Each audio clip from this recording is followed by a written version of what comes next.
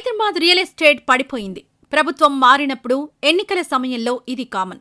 2-3 నెలల తర్వాత మళ్లీ మామూలు స్థితికొస్తుంది. ఈసారి హైదరాబాద్ రియల్ ఎస్టేట్ రంగంలో కొంచెం భిన్నం.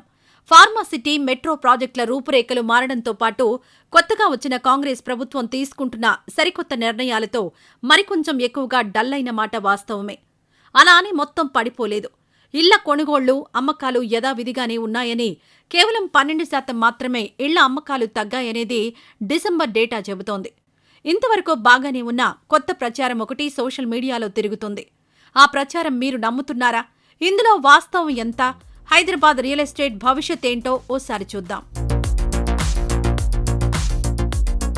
ఆ ప్రచారం విషయానికొస్తే, తెలంగాణలో కాంగ్రెస్ ప్రభుత్వం రాకతో రియల్ ఎస్టేట్ సగం చచ్చిపోయింది.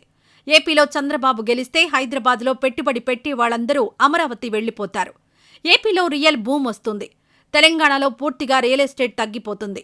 మళ్లీ బీఆర్ఎస్ ప్రభుత్వం వచ్చే వరకు హైదరాబాద్ రియల్ ఎస్టేట్ లేచేది లేదు. ఇలాంటి ప్రచారం బాగా జరుగుతుంది. సోషల్ మీడియా గ్రూప్స్లో చక్కర్లు కొడుతోంది. ఏపీ టీడీపీ ప్రభుత్వానికి, తెలంగాణలో బీఆర్ఎస్ ప్రభుత్వం, కాంగ్రెస్ ప్రభుత్వం, ఇలా ఏ ప్రభుత్వం వచ్చినా హైదరాబాద్ రియల్ ఎస్టేట్ రంగానికి వచ్చిన డోకా ఏమీ లేదు. ధరల పెరుగుదలకు వచ్చిన ఇబ్బంది ఏమీ లేదు. హైదరాబాద్ రియల్ ఎస్టేట్ రంగం వీటన్నింటికీ మించి దేశంలోనే టాప్ 7 సిటీస్లోకి ఎప్పుడో వెళ్లిపోయింది. హైదరాబాద్ సిటీ రియల్ ఎస్టేట్ రంగం దేశవ్యాప్తంగా ప్రభావితం చేస్తుంది. ముఖ్యంగా ఏపీ వాళ్ల అమ్మకాలు, కొనుగోళ్లతోనే ముడిపడలేదు.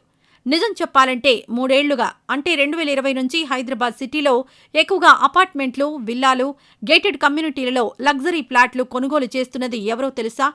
గుజరాత్, రాజస్థాన్, ముంబై రాష్ట్రాలు, సిటీల నుంచి వచ్చినవారు. ఐటీ రంగంలో పెద్ద పెద్ద ఉద్యోగాల్లో ఉన్న ఉత్తర భారతదేశం వారు హైదరాబాద్లోనే స్థిరపడాలని ఇక్కడ ఇళ్లను కొనుగోలు చేస్తున్నారు. అందుకే లగ్జరీ అపార్ట్మెంట్లకు అంతకంత డిమాండ్ పెరుగుతోంది. తగ్గకపోవడానికి కారణాలు ఇవే. తెలుగోళ్లు, ఆంధ్ర వాళ్ల కంటే ఇప్పుడు వీళ్ల కొనుగోళ్లు ఎక్కువ అనేది 3 ఏళ్ల డేటా స్పష్టం చేస్తోంది. గచ్చిబౌలి, ఫైనాన్స్ డిస్ట్రిక్ట్ వంటి ప్రాంతాల్లో వీళ్లే ఎక్కువగా కనిపించడానికి కారణం కూడా ఇదే. మరో ముఖ్యమైన అంశం ఏంటంటే, ప్రభుత్వాలకు పక్క రాష్ట్రాల్లోని పరిస్థితులకు అనుగుణంగా హైదరాబాద్ రియల్ ఎస్టేట్ రంగం ఆధారపడి లేదు. ఇండియాలోనే టాప్ 7 సిటీ అంటారు. అవి ఢిల్లీ, కోల్కతా, ముంబై, పూణే, చెన్నై, బెంగళూరు సిటీల సరసన హైదరాబాద్ ఎప్పుడో చేరిపోయింది. ఇక పెట్టుబడుల విషయంలోనూ ఈ 6 నగరాలతో పోల్చుకుని మరీ ఇన్వెస్ట్ చేస్తున్నారు వ్యాపారులు. అందులో హైదరాబాద్ సిటీ శివారు ప్రాంతాల్లో రిసార్ట్లు, లగ్జరీ విల్లాలు, గేటెడ్ కమ్యూనిటీలు, హాలిడే హోమ్స్, వీకెండ్ హోమ్స్ పుట్టుకొచ్చాయి. ధరల పెరుగుదల సైతం ప్రతి ఏటా నికరంగా 6-10% వరకు ఉండడం పెట్టుబడిదారులకు నమ్మకం కలిగిస్తుంది. అంతేకాకుండా అమ్మకాలు, కొనుగోళ్ల విషయంలో పారదర్శకత, ఈజీ మూవింగ్ ఉండడం మరో విశేషం. ఇలా చెప్పుకుంటూ పోతే ఎంతో ఉంటుంది. సోషల్ మీడియాలో ప్రచారం జరుగుతున్నట్లు కాంగ్రెస్ ప్రభుత్వం వచ్చిందని, ఏపీలో టీడీపీ వస్తే హైదరాబాద్ రియల్ ఎస్టేట్ మరింత పడిపోతుందనే ప్రచారం మీరు నమ్మొద్దు. పెట్టుబడి అనేది నమ్మకంతో, డిమాండ్ ఆధారంగా ఉంటుంది. హైదరాబాద్ సిటీకి 2030 వరకు ఎలాంటి ఢోకా లేదు.